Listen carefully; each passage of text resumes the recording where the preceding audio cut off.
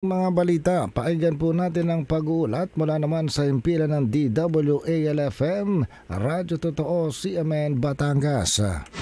CMN Live Nationwide. Renz Belda, magandang araw sa iyo. Magandang umaga Ariel, magandang umaga Pilipinas.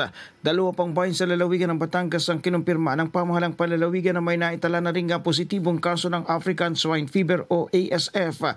Ayon sa Provincial Veterinary Office, kabilang na sa mga apektadong lugar sa lalawigan na yung bayan ng Mabini at Tingloy.